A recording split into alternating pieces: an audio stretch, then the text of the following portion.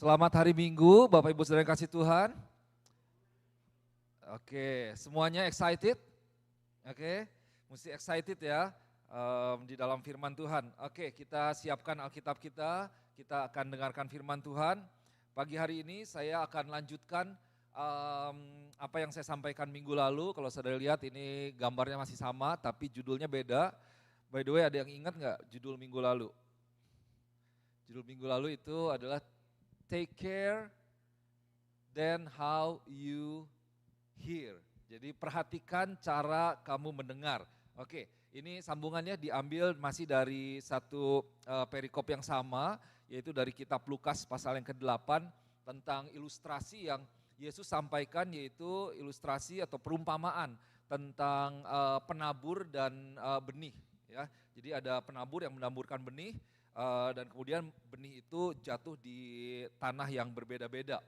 Nah, saya mau mulai, saya ulangi lagi, kalau kita lihat di dalam kitab Lukas pasal yang ke-8, di ayat yang ke-5 dan ayat yang ke-11, di sini dibilang begini bahwa seorang penabur itu keluar untuk menaburkan benihnya, ayat yang ke-5 ya. Kemudian ayat yang ke-11 dikatakan, inilah arti perumpamaan itu bahwa benih itu ialah firman Allah. So a sower went out to sow his seed, and now the parable is this, that the seed is the word of God. Jadi saudara, dalam perikop ini Yesus memberikan sebuah perumpamaan mengenai firman Tuhan, mengenai pemberitaan firman Tuhan, dan bagaimana kita mendengarkan firman Tuhan sebagai benih yang ditabur. Jadi firman Tuhan ditabur, benih itu ditabur, dan kemudian bagaimana kita sebagai pendengar yang menerima atau tanah di mana benih itu jatuh ya. Oke, saya mau ajak kita lihat, kalau bisa buka Alkitabnya, ini ada, kalau saudara lihat di kitab Lukas 8 itu, Yesus pertama memberikan sebuah ilustrasi tentang benih yang ditabur itu, kemudian Yesus menjelaskan gitu ya di ayat-ayat berikutnya, dari ayat 4 sampai ke, kalau tidak salah sampai ke-8 itu ilustrasi di awal, kemudian berikutnya dalam perikop berikutnya baru dijelaskan. Nah, saya akan tampilkan di depan, jadi ayat yang di mana Yesus menjelaskan ilustrasinya apa dan kemudian artinya apa, begitu. Kita lihat di sini ada 4 jenis tanah, jadi yang menjadi tempat di mana benih itu ditabur, di mana benih itu jatuh, dan ini merupakan 4 respon dari setiap kita terhadap pemberitaan firman Tuhan. Nah, saudara perhatikan bagaimana nanti Yesus menjelaskan arti dari setiap perumpamaan itu secara detail, jadi secara jelas ya, khususnya diawali dengan mendengarkan firman. Jadi Tuhan katakan, Yesus katakan dengan siapa yang mendengarkan, jadi benih ini adalah yang mendengarkan dan ada penjelasannya. Nah, saya baca awal ayat yang keempat, dibilang begini, ketika orang banyak berbondong-bondong datang, yaitu orang-orang yang dari kota ke kota menggabungkan diri pada Yesus, berkatalah ia dalam suatu perumpamaan, ayat yang kelima. Ayat kelima dibilang, adalah seorang penabur, keluar untuk menaburkan benihnya, pada waktu ia menabur, sebagian benih itu jatuh di pinggir jalan, lalu diinjak orang dan burung-burung di udara memakannya sampai habis. Nah, ini what we call the path, ya, the path. Kemudian ayat yang ke-12 dikatakan bahwa yang jatuh di pinggir jalan itu ialah orang yang telah mendengarnya. Saudara perhatikan bahwa setelah memberikan perumpamaan, Yesus menjelaskan ini tentang orang yang mendengar nih. Jadi orang yang telah mendengarnya, kemudian datanglah iblis lalu mengambil firman itu dari dalam hati mereka supaya mereka jangan percaya dan diselamatkan. Jadi yang pertama ini tentang along the path atau di pinggir jalan, benih itu jatuh di pinggir jalan, kemudian tetapi benih itu diambil oleh iblis ya. Iblis mengambil firman itu sehingga mereka nggak percaya dan mereka tidak dapat diselamatkan karena sebenarnya firman Tuhan itu berkuasa. Jadi diambil oleh iblis. Nah, ini mendengarkan yang pertama, jenis mendengarkan yang pertama, yaitu benih yang jatuh di pinggir jalan. Nah, kemudian yang berikutnya ini tentang yang benih jatuh di batu-batu, ayat yang ke-6. Sebagian jatuh di tanah yang berbatu-batu dan setelah tumbuh ia menjadi kering karena tidak mendapat air. Yang jatuh di tanah yang berbatu-batu itu ialah orang yang setelah mendengar firman itu, kembali dijelaskan, yang setelah mendengar dia menerimanya dengan gembira, tetapi mereka itu tidak berakar, mereka percaya sebentar saja dan dalam masa pencobaan mereka murtad.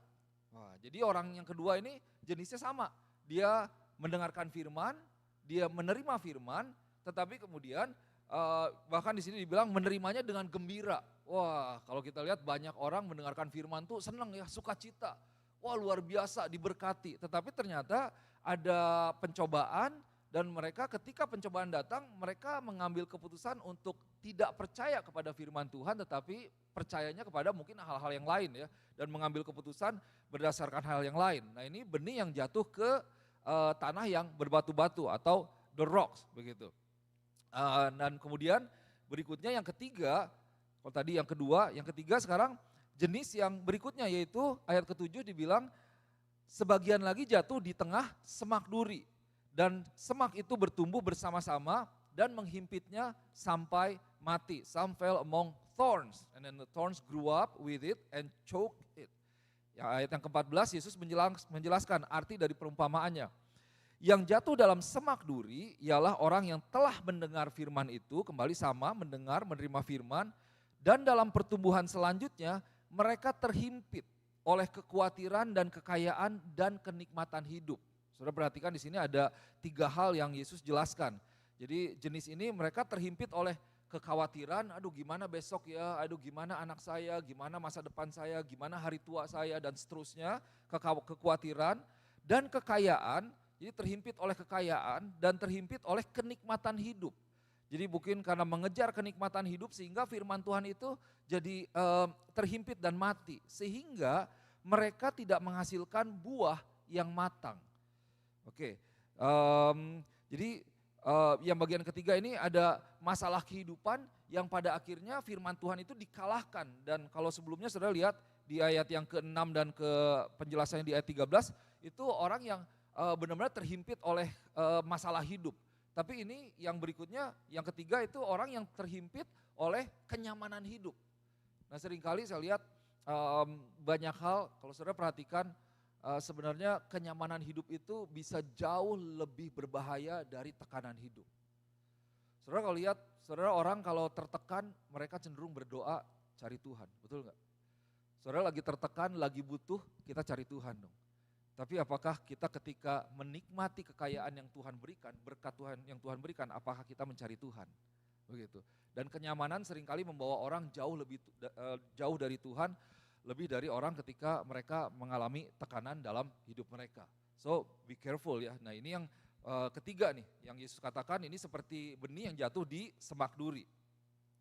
Pada akhirnya mereka tidak menghasilkan buah yang matang. Nah ayat yang ke-8, jenis yang keempat, Yesus bilang seperti ini, dan sebagian itu jatuh di tanah yang baik. Coba katakan tanah yang baik.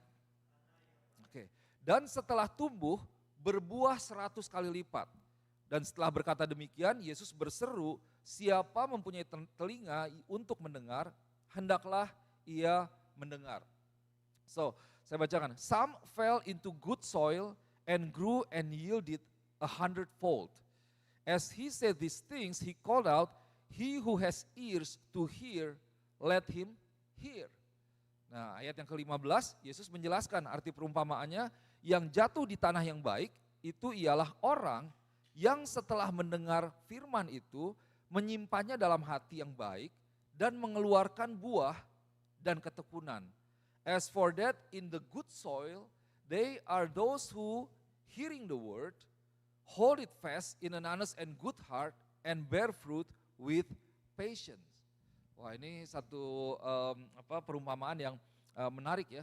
Saudara perhatikan di ayat yang ke berapa tadi, 5, 6, 7, dan 8, itu dalam setiap perumpamaan itu dikatakan benih itu jatuh di tanah, di batu-batu, di pinggir jalan, dan di tanah yang baik, yang setelah mendengar firman itu. Kembali saya menekankan bahwa ini minggu lalu kita belajar bagaimana Yesus mengajarkan kita untuk kita menjadi pendengar yang baik ya.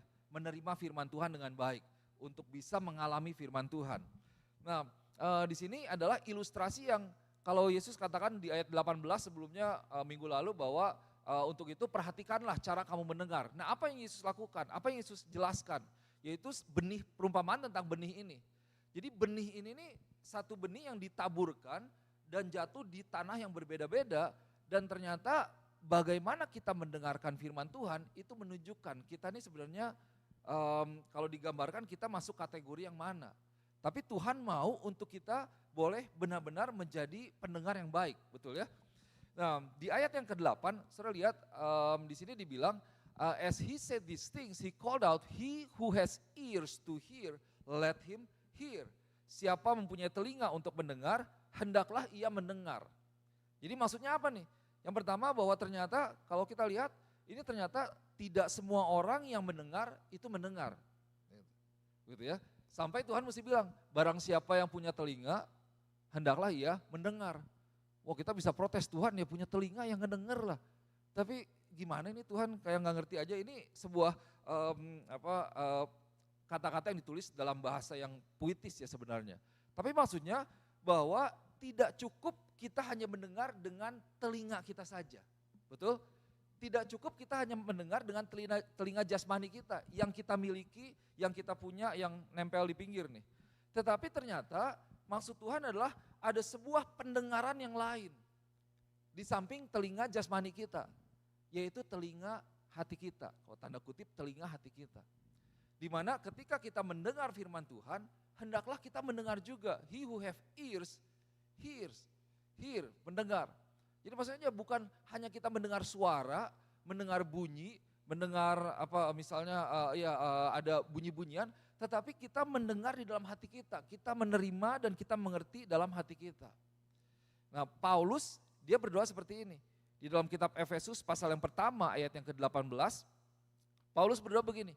Dan supaya ia menjadikan mata hatimu terang, agar kamu mengerti pengharapan apakah yang terkandung dalam panggilannya. Di ayat ini dijelaskan bahwa betapa kayanya kemuliaan dan bagian yang ditentukannya bagi orang-orang kudus. So Paul pray for every one of us that having the eyes of your heart enlightened. Maksudnya apa? Berarti saudara bahwa ternyata hati kita itu bisa gelap gitu ya. Orang bisa bilang bahwa itu mata hatinya gelap tuh, dia gak punya perasaan, dia gak punya empati terhadap orang lain, udah cuek aja mikirinnya diri sendiri begitu. Ini kita tahu ada banyak kejadian di Indonesia yang menyatakan bahwa ternyata mata hati itu penting loh. Nurani itu penting. Bukan hanya melihat apa yang secara fisik gitu ya dan berkata-kata hanya mengeluarkan kata-kata, tetapi kita mesti punya hati nurani yang kuat di dalam Tuhan.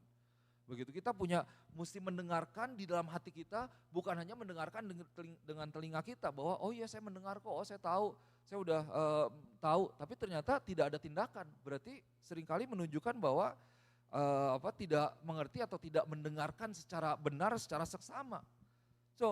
Jadi saudara di sini bilang bahwa kita bisa mengerti bahwa having the eyes of your hearts enlightened, Paulus berdoa supaya hati kita itu menjadi terang, hati kita itu bisa terbuka, hati kita itu bisa menerima dan mengerti apa yang sebenarnya kita dengar. Bahwa ternyata hati itu tanpa sadar, hati itu punya telinga loh, tanda kutip ya. Hati itu bisa mendengar, telinga yang mendengar, hati yang mendengar. Di mana hati yang pada hal ini secara khusus yaitu hati yang mendengarkan dan hati yang menerima firman Tuhan. Jadi ketika di ayat yang 8 dikatakan bahwa sebagian jatuh di tanah yang baik, itu setelah itu ditulis bahwa siapa yang mendengar, hendaklah ia mendengar, bahwa biarlah hatimu itu terbuka dan menerima firman Tuhan, mendengarkan apa yang firman Tuhan katakan, menerima firman Tuhan dan biarlah firman itu bekerja di dalam kehidupanmu. Nah, ini buat saya satu hal yang menarik. Nah, kemudian saudara lihat di slide berikutnya, kita perlu sadar betul bahwa ketika kita mendengarkan firman Tuhan, itu kita bukan hanya mendengarkan sebuah suara. Ada amin. Firman Tuhan yang disampaikan pada saat ini atau setiap firman Tuhan yang kita dengar itu bukan hanya sekedar sound atau voice, the voice of the preacher or the voice of from YouTube, the sound that you can turn the volume up and down.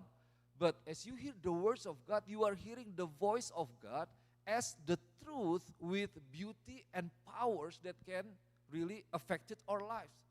Jadi waktu kita mendengarkan firman, kita perlu sadar nih, bahwa firman Tuhan itu adalah firman yang keluar dari mulut Tuhan atau suara Tuhan, di mana itu bukan hanya suara tapi sebuah kebenaran firman Tuhan.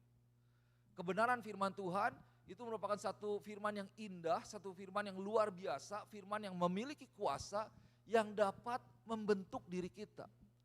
Atau yang dapat menggerakkan hati kita. Firman Tuhan yang dapat memberikan semangat dalam diri kita atau menguatkan diri kita dan menjaga kita dari serangan iblis dan juga bisa mengubahkan kehidupan setiap kita.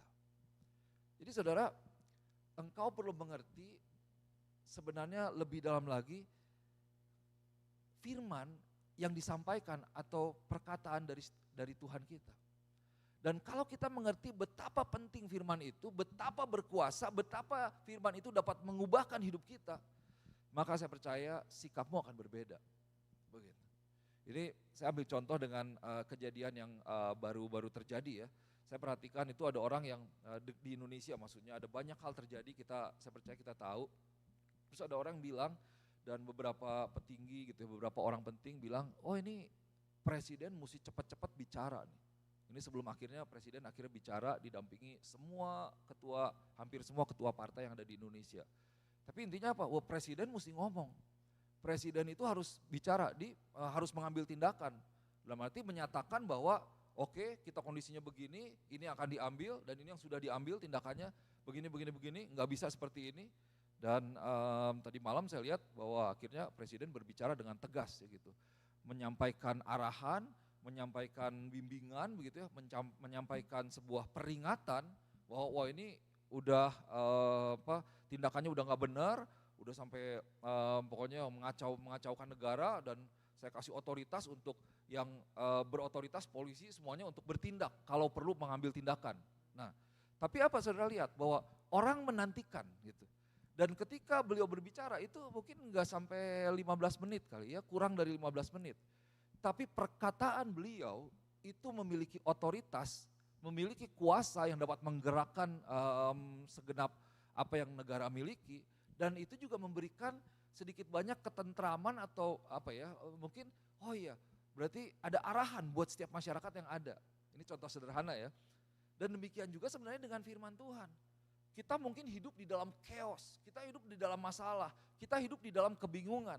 Nah kita ini membutuhkan sebuah perkataan yang dapat membangkitkan semangat kita, yang dapat melepaskan belenggu yang mungkin kita hadapi pada saat-saat ini, yang memberatkan kehidupan kita, dan firman itu hanya bisa kita dapatkan atau kata-kata yang berkuasa, kata-kata yang membangkitkan semangat, kata-kata yang bisa mengubahkan pikiran kita, membawa perubahan, transformasi dalam hidup kita, itu cuma satu, yaitu firman Tuhan.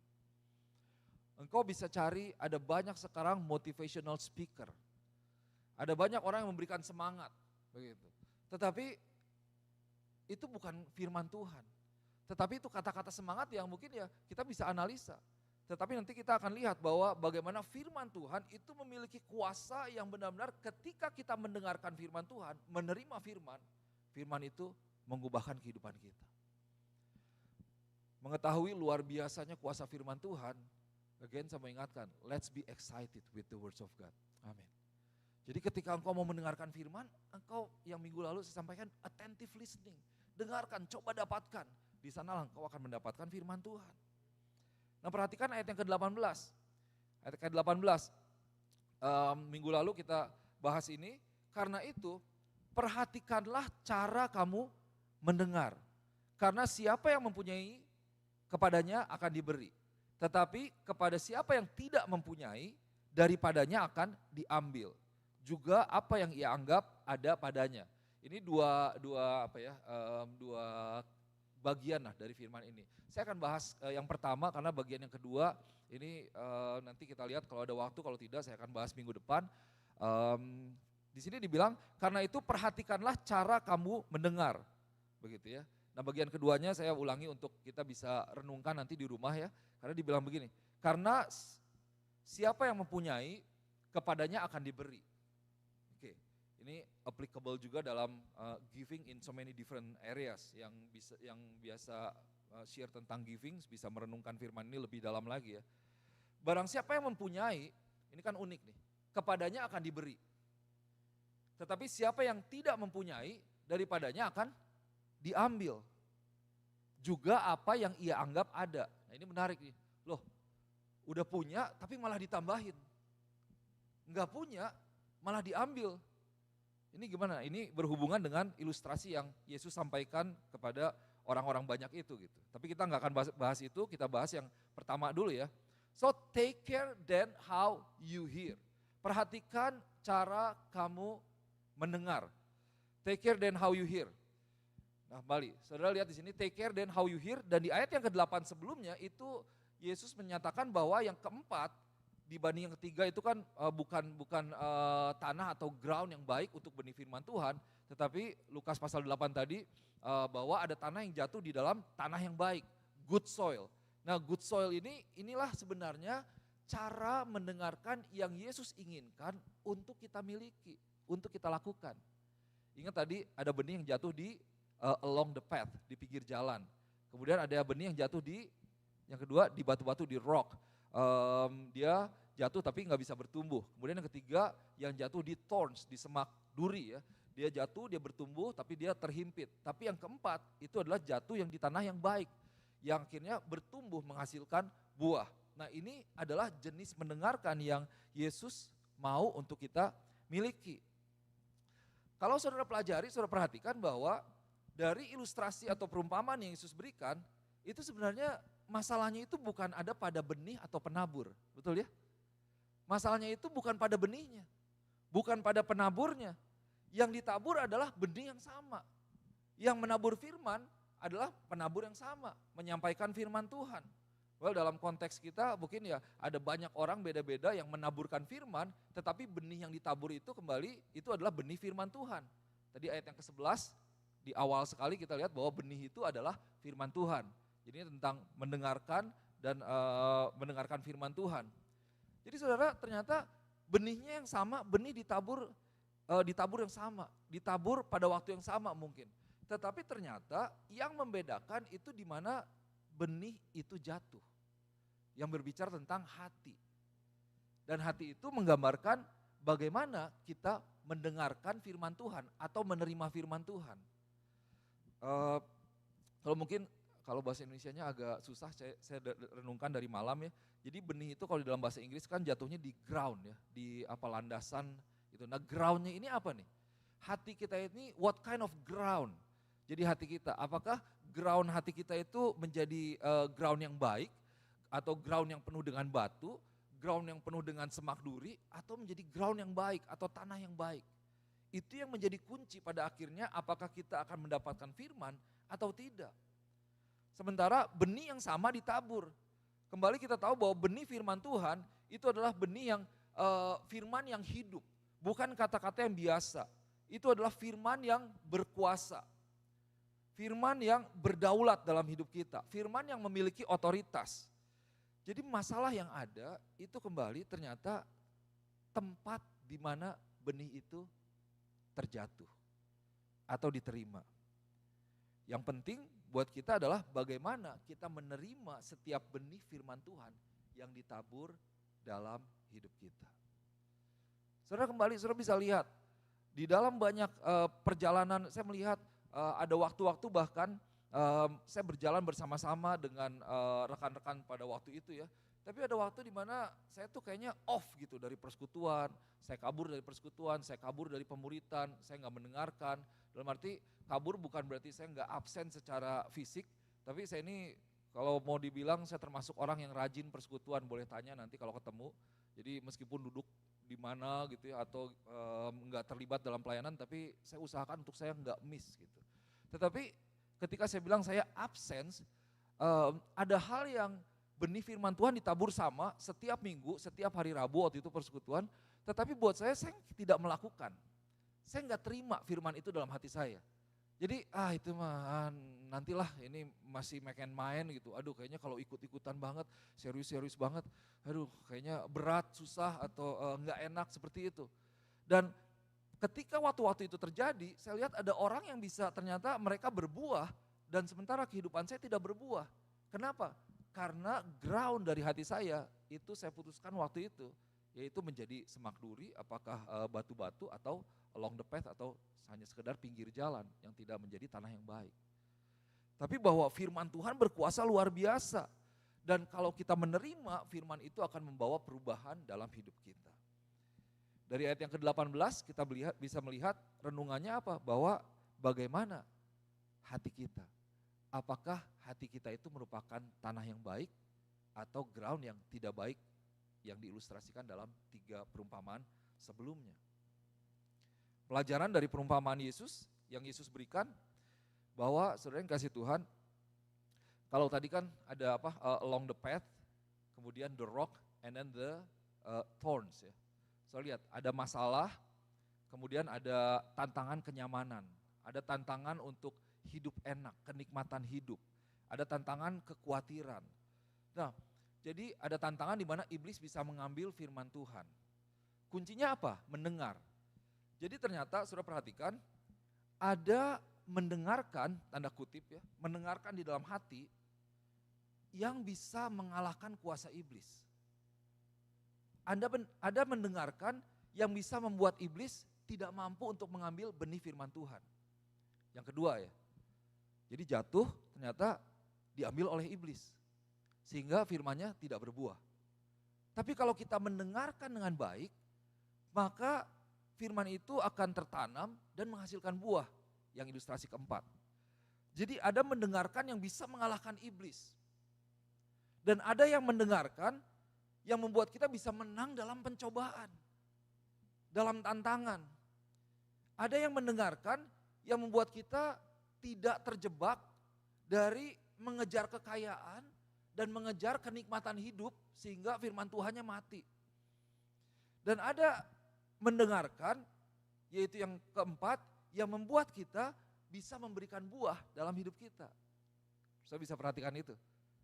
4 ilustrasi, benih, ground, dan semuanya mendengarkan, tapi yang 3 mendengarkan tapi istilahnya benihnya tidak bertumbuh. Nah kuncinya di mana? Benih itu jatuh di tanah yang baik. Jadi ketika kita mendengarkan, kita menerima firman Tuhan, maka benih itu akan berbuah sehingga tidak ada kuasa iblis yang bisa mengambil benih firman Tuhan yang sebenarnya berkuasa mengubahkan hidup kita. Jadi saudara yang kasih Tuhan, kalau saudara perhatikan dari apa yang disampaikan minggu lalu, bahwa membuka hati terhadap firman Tuhan, mendengarkan firman Tuhan, itu merupakan satu momen yang penting. Untuk engkau datang mendengarkan firman Tuhan, menerima firman Tuhan, dan ketika engkau menerima firman Tuhan, engkau seperti memiliki tanah yang baik, benih itu jatuh, benih itu bertumbuh, memberikan kuasa di dalam kehidupanmu. So saya mulai berpikir, saya melihat bahwa oh ternyata iblis itu dia pintar sekali. Dia pintar dalam arti apa? Dia gak mau berat-berat. Untuk orang ketika mendengarkan firman Tuhan, dia sehingga dibangun imannya, memiliki iman. Tetapi dari awal ketika benih itu ditabur, dia langsung bisa ambil aja dulu. Biar saya gak usah repot di belakang. Benihnya diambil. Pun kalau tidak benihnya diambil, oke benihnya ada yang, wah ini udah terlanjur bertumbuh nih. Udah terlanjur bertumbuh, tapi yang ketiga terhimpit oleh semak duri. Maksudnya apa? Oke deh, kita kasih iming-iming kekayaan dan kenikmatan hidup. Well udah bertumbuh, tapi akhirnya karena mengejar kekayaan dan kenikmatan hidup, firman Tuhannya mati. Begitu. Tapi yang jatuh di tanah yang baik, wah menerima firman Tuhan, maka firman Tuhan itu bekerja, well engkau bukan hanya menikmati kehidupan yang penuh dengan berkat dalam banyak hal, tetapi engkau akan memberikan buah, memberkati orang lain. So, saudara kasih Tuhan, inilah sebenarnya yang Yesus mau untuk kita mendengarkan. Dan tipe mendengarkan yang kita perlukan, yaitu kita mendengarkan dengan hati yang baru. Tadi saya sampaikan beberapa kali, dengan hati yang terbuka, dengan hati yang benar-benar seperti good soil. Tapi maksudnya apa? Yaitu ada hati yang benar-benar hati yang baru, hati yang enlightened, hati yang lembut, hati yang submissive, hati yang mendengarkan terhadap Tuhan. Nah saudara yang kasih Tuhan, Yesus mati buat kita, itu untuk kita bisa memiliki hati yang baru. Dan ketika kita menerima Yesus sebagai juru selamat, apa yang Yesus lakukan, apa yang Tuhan lakukan, Dia memberikan kita hati yang baru. Dia memperbaharui hati kita. Sehingga hati kita yang dulu mungkin tertutup karena banyak tirai dosa, tertutup karena banyak hal kita teralihkan dari Tuhan, kita bisa fokus kepada Tuhan. Kita lihat di dalam kitab Yehezkiel pasal yang ke-36, ayat yang ke-26, firman Tuhan bilang begini, sudah dinubuatkan sejak lama bahwa kamu akan kuberikan hati yang baru dan roh yang baru di dalam hatimu. Dan aku akan menjauhkan dari tubuhmu hati yang keras dan kuberikan kepadamu hati yang taat. And I will give you a new heart and a new spirit I will put within you. And I will remove the heart of stone from your flesh and give you a heart of flesh. Saudara, Tuhan tahu nih bahwa kunci untuk setiap anak-anaknya, pengikutnya, untuk setiap murid-muridnya bisa mengalami kuasa dari kebenaran firman Tuhan, yaitu di hati mereka. Karena di sini dibilang ada hati yang ternyata yang keras gitu. Ada hati yang benar-benar keras. Dan Tuhan bilang, I will remove the heart of stone from your flesh. Bahwa aku akan menjauhkan dari tubuhmu hati yang keras. Bangsa Israel dibilang apa? Adalah bangsa yang tegar tengkuk. Tegar tengkuk, tengkuk tuh ini ya gitu. Bukan karena kita kebanyakan kolesterol gitu. Nggak bisa, tapi nggak bisa ngomong, iya gitu tuh susah gitu untuk nunduk. Tuhan bilang begini, iya Tuhan, itu susah tuh. Jadi karena tegar tengkuknya ya itu 40 tahun di padang gurun gitu. Nah Tuhan tahu kunci untuk kita bisa mengalami perubahan, kunci engkau bisa mengalami kesembuhan, kunci engkau mengalami transformasi, kunci untuk engkau mengalami berkat di dalam kehidupanmu, yaitu ketika engkau memiliki hati yang lembut di hadapan Tuhan. Wah, maka firman Tuhan bilang, I will give you a new heart. I will remove the heart of stone. And I will put a new spirit within you. Wah, ini yang menjadi doa dari Tuhan ternyata. Saudara, maka dari itu ketika kita berdoa untuk istri, untuk suami, untuk saudara, untuk anak, berdoa biar hati mereka bisa terbuka, melihat kebenaran firman Tuhan dan menerima kebenaran firman Tuhan. Sehingga ketika firman Tuhan ditabur di dalam hati mereka, hatinya seperti tanah yang baik, dan ketika tanah itu baik, maka benih firman Tuhan akan bertumbuh. Mereka akan dibangun di dalam iman, mereka akan memiliki kekuatan untuk berjalan di dalam iman, untuk mengambil keputusan yang mungkin tidak gampang, dan bahkan bukan hanya berhenti sampai di situ, tapi lewat kehidupan mereka akan ada buah yang dikeluarkan. A good soil. So, Tuhan fokus sekali. Jadi intinya kembali apa? Perhatikan cara kamu mendengar. Take care then how you hear. Ini apa? Mengingatkan kita, mengajarkan kita untuk kita kembali kepada Tuhan. Bahwa hati yang baik, good soil itu diawali dari Tuhan. Tuhan yang memberikan kita hati yang baik. So kalau kita mau berubah, kita mesti kembali kepada Tuhan. Kita berdoa untuk diri kita sendiri. Jadi kembali saudara yang kasih Tuhan, kalau kita berdoa untuk sesuatu, mau berubah, kita berdoa untuk diri kita sendiri. Kita pengen kayaknya gemes, kayaknya suami kita, istri kita berubah. Tuhan berdoa, ubahkan suamiku. Oh gitu ya. Ubahkan istriku. Tapi bagaimana dengan diri kita sendiri? So mari kita mulai dengan diri kita sendiri. Jadi kita berdoa, Tuhan berikan aku hati yang baik. Maksudnya bukakan hatiku Tuhan. Bukakan mata hatiku, bukakan telinga. Sehingga aku bisa mendengarkan, aku bisa mengerti apa yang menjadi kebenaran firman Tuhan. Dan terima hati yang baru, hati yang baik, hati yang mendengar, hati yang tidak tuli, hati yang tidak tertutup. Yaitu hati yang dari Tuhan. Hati yang menerima pemberitaan firman Tuhan. Hati yang menerima firman Tuhan itu sendiri dan pada akhirnya menghasilkan buah di dalam ketekunan. So, saya mau kasih nasihat sedikit ya. Dalam kita mendengarkan firman Tuhan. So this is today, at this time, this is the time of the preaching of the words of God. And knowing that this has power. Bahwa pemberitaan firman Tuhan itu punya kuasa. Seperti firman Tuhan itu sendiri. Jadi saudara, setiap kali engkau mau masuk dalam sebuah pemberitaan firman Tuhan, engkau siapkan dirimu. Siapkan dirimu, misalnya, ya ini tahu besok mau gereja gitu ya udah jangan tidurnya jam 2 subuh gitu. Bahkan misalnya ya pokoknya hal-hal teknis di mana engkau mempersiapkan, fokuskan hatimu mulai bahkan dari sebelum kau datang. Jadi jangan cuma datang, udah datang nggak siap-siap, datang di sini juga ngedengarnya kayaknya ke kanan ke kiri masih mikirin yang lain, engkau tidak akan mendapatkan firman Tuhan. Jangankan hati kita menjadi tanah yang baik, kalau dengernya aja udah nggak ngerti gitu, atau tidak memberikan perhatian. Akhirnya benihnya ya cuma ditabur, diambil sama iblis.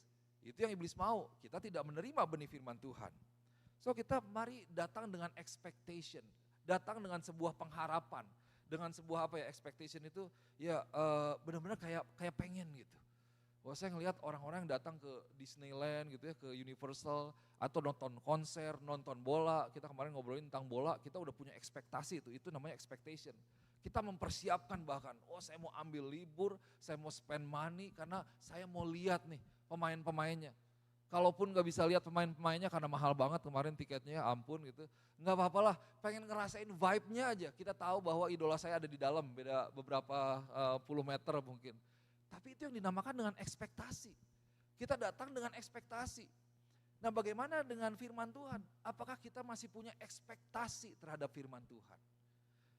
Apakah kita masih punya semangat? Aku mau mendapatkan firman Tuhan. Apa nih ya? Khotbahnya apa nih? Minggu lalu gini, aduh udah gak sabar nih. Katanya kemarin nanti diterangkan minggu lalu, aduh pastor kenapa sih nggak langsung aja gitu ya. Ya kalau langsung bisa 2 jam, 3 jam kita khotbahnya nanti di sini. Aduh kayaknya pengen banget, pengen mengerti. Wah aduh udah gak sabar. Nah, datang dengan ekspektasi, juga datang dengan benar-benar ada satu haus dan lapar akan Tuhan, dan datang dengan hati yang teachable. Jadi saudara oh ya gitu, aduh ya salah Ada Tuhan minta ampun, Tuhan saya salah. Jadi bukan ketika firman Tuhan menegur, kan kerjaannya negur lagi, nyindir lagi. Udahlah besok gak datang lah. Nah, tapi teachable heart, udah gitu give your best attention. Hati yang lembut, yang sederhana, oke Tuhan ajarkan, oke Tuhan. Ya simple sih, kalau salah, kalau baik mengucap syukur, terima kasih Tuhan, ada arahan, kita ikut firman Tuhan. Ada amin? Nah di sanalah hatimu akan menjadi hati yang baik. Nah, saya mau sampaikan mungkin beberapa ayat terakhir. Mazmur 19 ayat 8 sampai 11. Ini kalau di dalam bahasa Inggrisnya ayat yang ke-7 sampai ayat yang ke-10 ya. Ini beda penomoran aja. Saya bacakan bahasa Indonesianya. Ini tentang bagaimana firman Tuhan dalam hidup kita. Ayat yang ke-8 bahasa Indonesia dikatakan demikian. Taurat Tuhan itu sempurna. Ini kita bisa renungkan. Menyegarkan jiwa. Ada banyak perkataan, itu perkataan orang yang bukan menjadi fondasi yang teguh. Tapi Taurat Tuhan itu sempurna. Perfect. Tidak ada salahnya, tidak ada kurangnya. Dan dia menyegarkan jiwa. Apa yang saudara butuhkan hari-hari ini? Saudara lemah, lesu, letih gitu. Saudara sendu, galau, firman Tuhan menyegarkan jiwa kita. Peraturan Tuhan, the testimony kalau bahasa Inggrisnya, atau the command, atau the instruction of the Lord. Itu teguh dan memberikan hikmat kepada orang yang tak berpengalaman. Atau dalam di sini making the wise simple.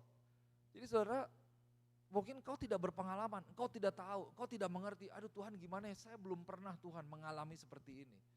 Yang punya anak, children doesn't come with with guidance, with ini ya, dengan apa istilahnya manual book gitu. Mobil juga kita nggak tahu.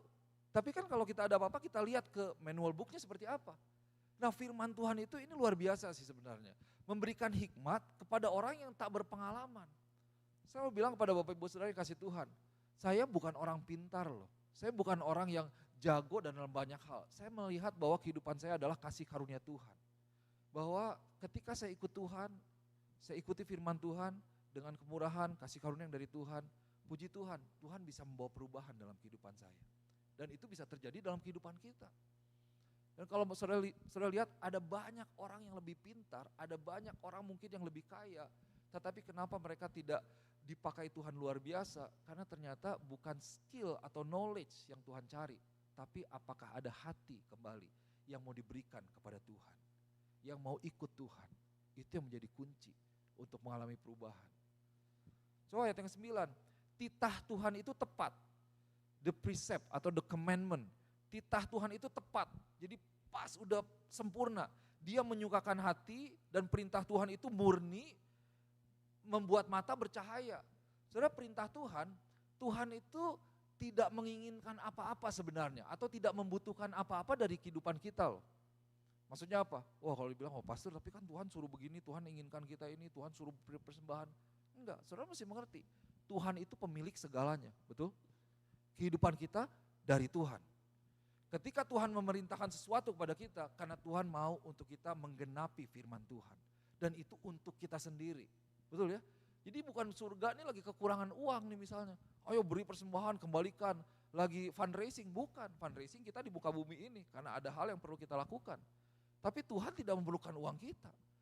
Tuhan dia adalah tahta terbesar, dia adalah Tuhan, raja di atas segala raja. Dia bukan pribadi yang baperan, ayo dong hibur aku, ayo dong puji aku, ayo dong sembah aku. Enggak begitu ya.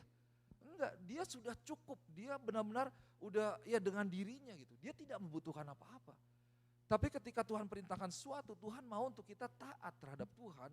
Dan sebenarnya itu untuk diri kita. Sehingga setiap hal yang Tuhan berikan bisa maksimal. Dan kita menjadi alat Tuhan yang Tuhan mau pakai untuk bisa membawa orang-orang untuk kenal Tuhan. So, makanya di sini dibilang bahwa ketika saya renungkan, ini perintah Tuhan itu murni loh. Kalau orang minta tolong, mungkin orang punya maksud. Gitu. Sedikit banyak lah ya kita tolong, ya biar mungkin kita juga nanti kalau butuh ditolong, sederhana ya gitu. Atau ya kita udah naik level, kita melakukan bukan karena kita minta sesuatu, tapi kita melakukan firman Tuhan. Karena kita ya emang mau nolong orang begitu. Tapi firman Tuhan itu murni, nggak ada apa di baliknya, nggak ada udang di balik batu. Gitu. Udang di atas panci kemarin sih ada gitu ya, udang di balik batu nggak ada maksud yang nggak jelas gitu. Ayat 10.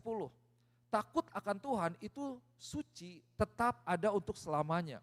Hukum-hukum Tuhan itu benar, adil semuanya. Lebih indah daripada emas, bahkan daripada banyak emas tua. Dan lebih manis daripada madu, bahkan daripada madu tetesan dari sarang lebah. Wah saudara renungkan firman ini deh. Bahwa kalau dilihat mana yang berharga, firman Tuhan atau kekayaan di muka bumi ini. Firman Tuhan atau hal-hal yang lainnya. Firman Tuhan itu luar biasa. Engkau mungkin bisa memiliki kesenangan. Engkau bisa membeli kesenangan. Wah saya kemarin lihat lagi ada reels kan yang biasanya begini. Well money cannot buy happiness katanya begitu ya. But you can buy a car. You can buy apa gitu. Kemarin saya baru beli raket pas di California. Saya hampir posting tuh, tapi kayaknya nggak perlu juga deh. Maksudnya mau postingnya gini, money cannot buy happiness, but you can buy a badminton racket, and it's kind of the same thing. Kayaknya pengen gitu. Atau saudara bisa suka apa, money cannot buy apalah gitu, dan lain sebagainya. Ya dengan itu ya sama juga lah, jadi happiness juga ujung-ujungnya. Tapi enggak gitu. Happinessnya berapa lama sih? Raketnya patah sedih gitu, raketnya putus itu sebenarnya sedih juga. Semuanya habis gitu. So the true happiness, the real happiness that we can have is the happiness, the true happiness that comes from the words of God. So saudara kasih Tuhan, firman Tuhan itu luar biasa. Nah sebagai penutup, saya mau ajak kita lihat lagi.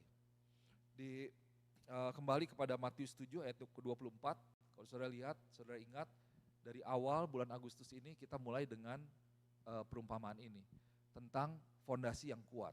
Everyone then who hears these words of mine and does them will be like a wise man who built his house on the rock.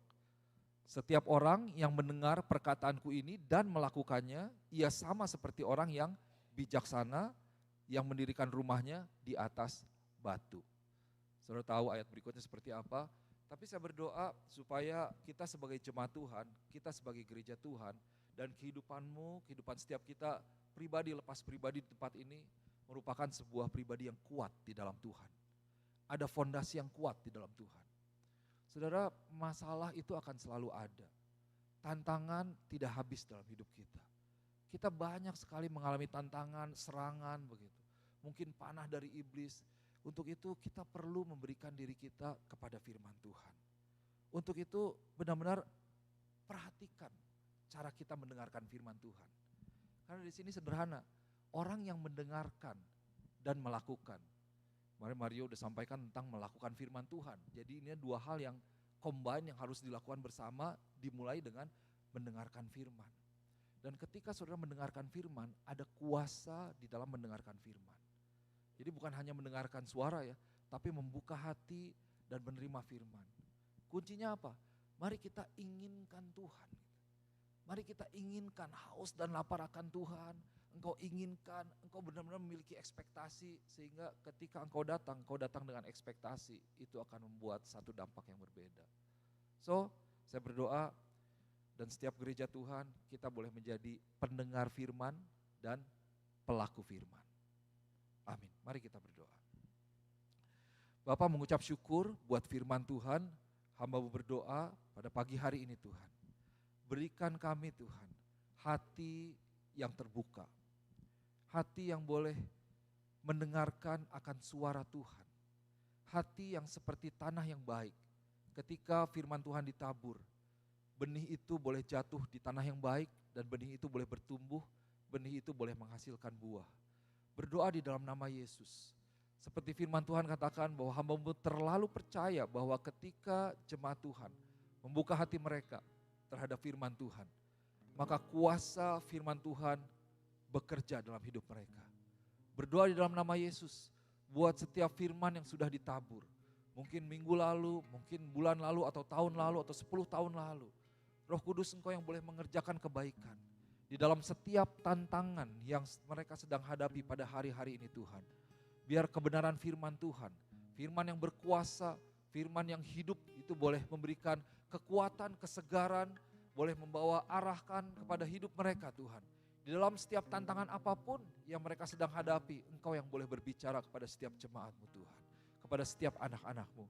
Sehingga gereja Tuhan boleh terus dikuatkan, gereja Tuhan boleh terus dibangun, kami boleh kuat di dalam setiap tantangan, dalam mungkin ada angin, badai, banjir dan lain sebagainya. Gereja Tuhan boleh tetap berdiri sebagai korporat dan juga sebagai individu, malah di sana kami boleh menyatakan Kristus kepada banyak orang, membawa orang kepada Tuhan. Terima kasih Bapa, dimeteraikan firman Tuhan di dalam nama Tuhan Yesus. Haleluya. Amin.